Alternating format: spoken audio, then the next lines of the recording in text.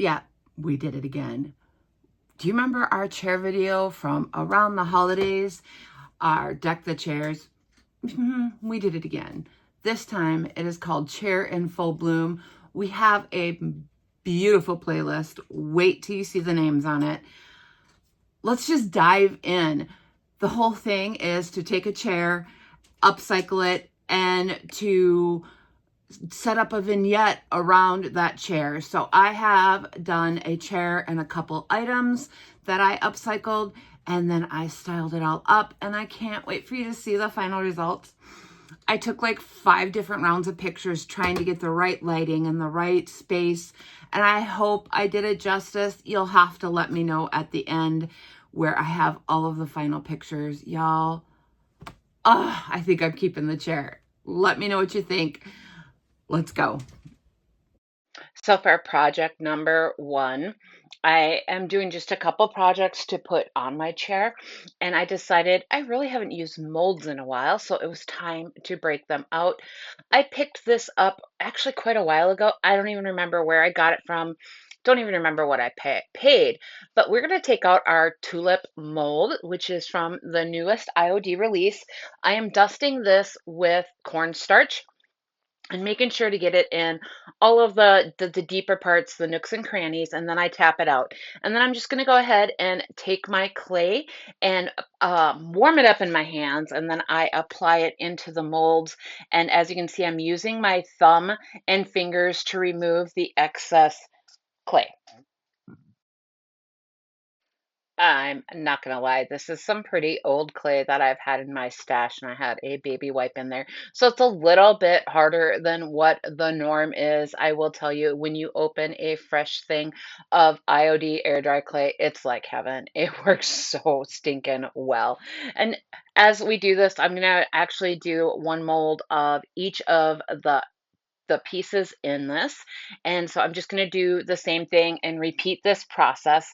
And then once I have all of them done that I have decided to do, which in this case is all of them in this mold, I am going to just flip this over and roll the mold back, and it should release pretty easily. These are bigger molds. If they're more detailed, you can always throw them into the freezer to get them to set up a little bit before you pop them out. But this is actually a pretty easy process. So we're just going to go ahead, flip this over, roll it out, and then we are ready to work with these molds. I do try to get the backs of these as flat as possible. You can use multiple tools to flatten them. I am going to be gluing these onto a curved surface, so I want them to be able to adhere fully around all of the parts, the stems, everything. So I try to get them as flat as possible. And as you can see, I do have to kind of pull a little bit here out here and there, but otherwise these came out perfectly. And then I'm going to take out our glue, and I am using Titebond Quick and Thick. I am using a popsicle stick to apply it. It's actually really thick and really, it's old, it's almost gone. So I'm just going to use the popsicle stick to apply it, and it works fabulous. So I'm just going to put the glue all over the back, and then I'm going to lay down my mold where I want it. And then I'm going to make sure to gently, very, very gently, because this is still very moldable, and I don't want to lose any of the details that IOD puts into these molds. So I'm just going to gently make sure that all of the pieces are adhered all the way around each bit of this mold. And then we're just going to repeat this process for all of them. And as I rotate my planter vase around, you'll see me kind of tip it on its edge rather than lay it down, because I don't want to lay down the weight of this pot on those fresh molds. So once these are all applied, and that doesn't take long, I just go back over it. I'm going to do 2 things. I am going to make sure once again that all of the edges and rims are all pressed gently down so that they all seal up really well. And then I'm going to also take a baby wipe, and I'm going to remove any excess glue that may have seeped out from underneath. And you can use a baby wipe, a wet paintbrush will work, like a detail brush. There's multiple methods of being able to do that. That's just my chosen way to go ahead and do that. And that will help with whatever paint that I decide to use. It will help that adhere, because sometimes if you put a glue down, it doesn't always play nice with your paint. So we just want to make sure that we remove that excess glue. And while we are finishing this up, let me introduce myself. My name is Sandra, and I'm the owner and creator here at Midwest Charm. I specialize in repurposed, upcycled vintage home decor, as well as all of your crafty DIY needs.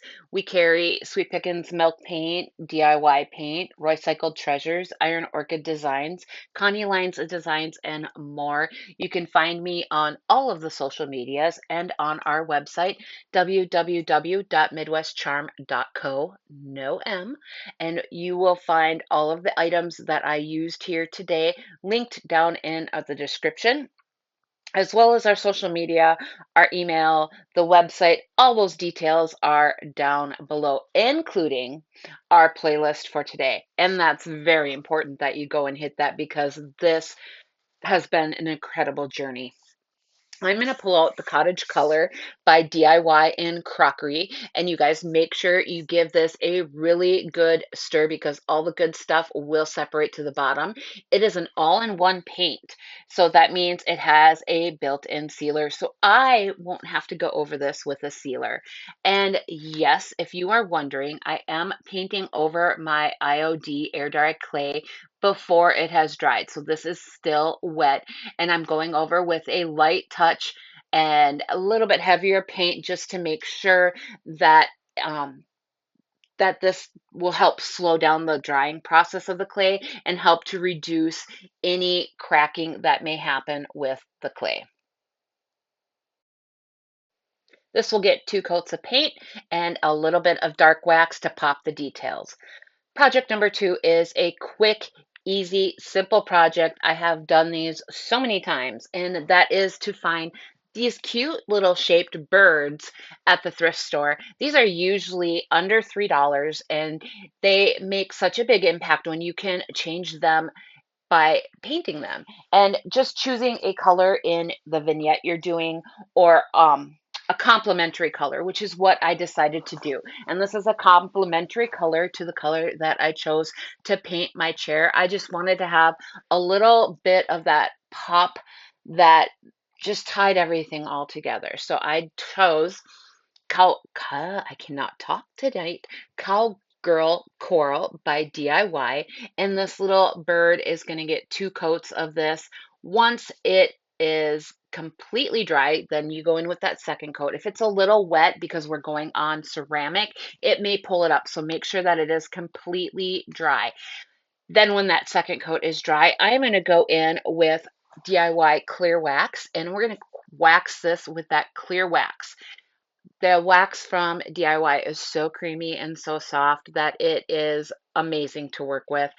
Once I am done with the clear wax, I do go in with that dark wax, as you can see here, so that it pops the details of this little bird, so that the wings stand out, the tail stands out, the little eyes stand out. I just needed a little bit more texture to the bird to make it look finished, I guess would be the word. And then we're just going to go ahead and set this aside to cure up, and we will move on to our chair. As you can see, I just use the shop towels, the blue shop towels, for buffing off that wax. I love using these. I will reuse them and just set them aside and use them for another project. They don't leave any lint, which is why I like them so much.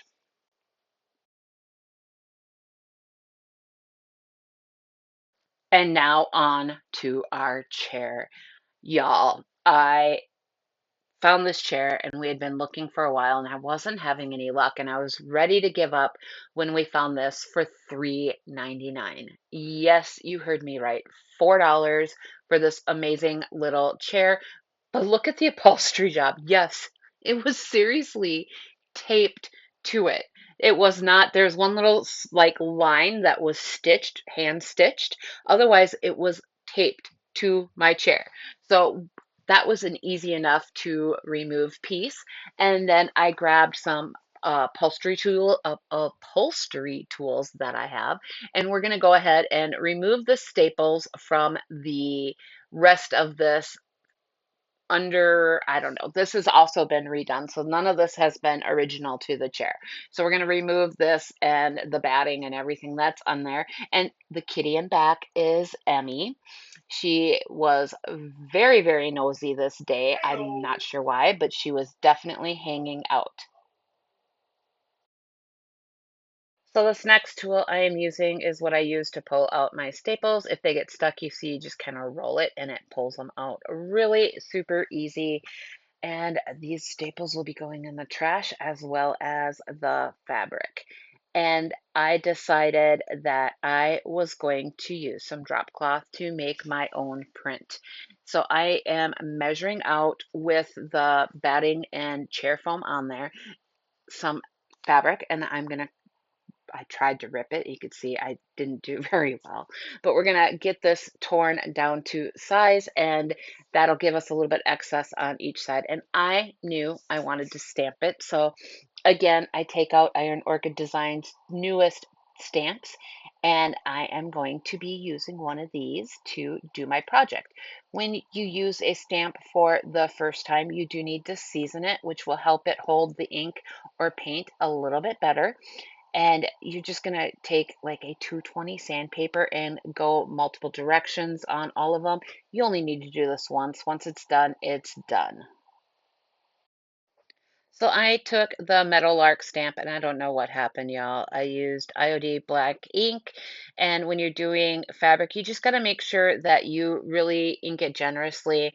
And I just laid the whole sheet down and then just continued that print so it looks like a continual print. And then once it's done, I did take my Cricut press and I went over it and did a heat set on that. And I am using Sweet Pickins milk paint. I did wipe down this chair and then I did give it a couple of coats of shellac. I know from experience that this will bleed. I have painted chairs like this before, so I know it'll bleed. So I made sure to give it 2 to 3 good coats of the spray shellac. And we are going in with Cheshire by Sweet Pickins milk paint. This is the color of the month for March. And we mix that up by doing equal parts of warm water and equal parts of the paint, and then setting that aside to dry. And a lot of times when you use shellac underneath Sweet Pickins, it will help enhance the crackle. And I am also going to be using a heat gun because I do want this to be extra chippy, extra aged looking, and get all that crackle. So in between each coat of this paint, I will be using the heat gun. And this is after 3 coats, and it's still drying here, but I just wanted you to see we did get some good crackle going and crazing going in here. I don't know if you can really see it on this video, but then I did let this set overnight. And then once I came back the next morning, this is what I came back to. Y'all, look at this. So I took a 220 grit, very fine sanding sponge, which is linked down in my Amazon affiliates links. And I gave this a good sand down every piece of it. And it removes all of the flaking paint. And it also removes um, it gives me that distressed look that I'm going for. And here it is completely ready to go. I am going to go over this with some dark oil wax because milk paint does need to be sealed, and that is my absolute favorite way to seal it in. And then we are going to reupholster the seat, and I'm just going to make sure that this is all lined up. I will cut off any of that excess when I'm done here, but I'm going to lay this upside down and make sure the pattern is facing the right way. And once that's done, we are going to just start on one side and do one staple. And then I flip it around to the other side. and the opposite side, and then put in one staple, and then do it with the two remaining sides the same way. And then I just slowly go around, making sure that it's pulled evenly so that my pattern on the other side isn't stretched and misformed, malformed. I don't know the word I'm looking for, but we want to make sure that that is not stretched out. So we want to make sure that you're taking that into consideration when you are upholstering furniture. And then I go in with those extra staples and get it stapled all the way around, leaving the corners till the very end. I'm going to talk through the process of doing these corners as I'm finishing up the sides. So what I'm going to do is pull that corner straight up and then flatten it down, and then I don't even know how to explain it really, but we're going to pull those sides together and flatten it all down. And then we are going to staple a good 3 staples into each corner to make sure that they are laid down flat. And then when that's done, we do go around and cut off all that excess so that this will sit flatly into the chair base. Now, I do work all the way up to those corners to make sure that the fabric is secure. If you leave too big of a gap at any point, it can pull on those staples and rip it or stretch it out. So here I am doing the corners, and you can see I did 3 staples in there. And then we just kind of pull it all flat and lay it down. And then that'll make it nice and smooth on the other side. I do fiddle with it a little bit because the flatter I can get that piece down, the smoother the other side will be, and there won't be any buckling. And that's really the only tip I have on this. And then just making sure that that corner is secure, and also make sure you're not stapling over the hole for your screws. And I'm off camera. I'm sorry, guys. I was sitting on the floor for this, and when it shifts, it's kind of hard to see that. But there I am, pulling it tight, laying it flat, and then pushing it down and pulling it as I'm stapling down that corner.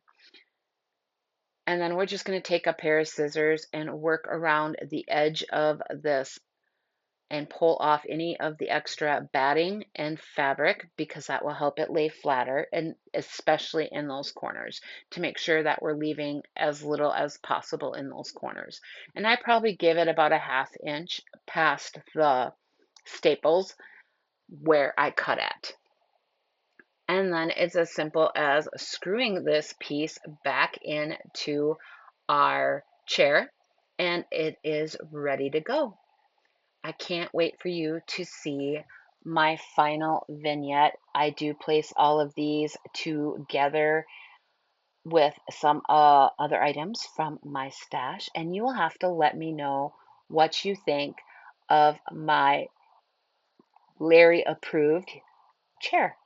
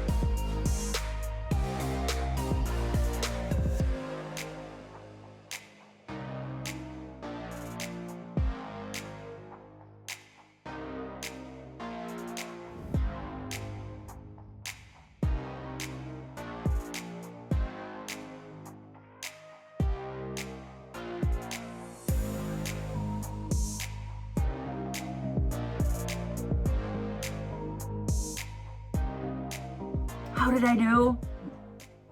I can't wait to hear your thoughts. Let's go ahead. I'm just going to keep this short and sweet. Like, share, subscribe, all the things that you guys do. I appreciate it. Let's just dive into clicking that link in the description for the rest of the playlist. It's amazing, you guys. It's, you know, we've got Sonnet and we've got Connie and we've got Jonathan Mark Mendez, y'all. Go click that link and start watching them all. They are so good. And I will see you all next time. Bye.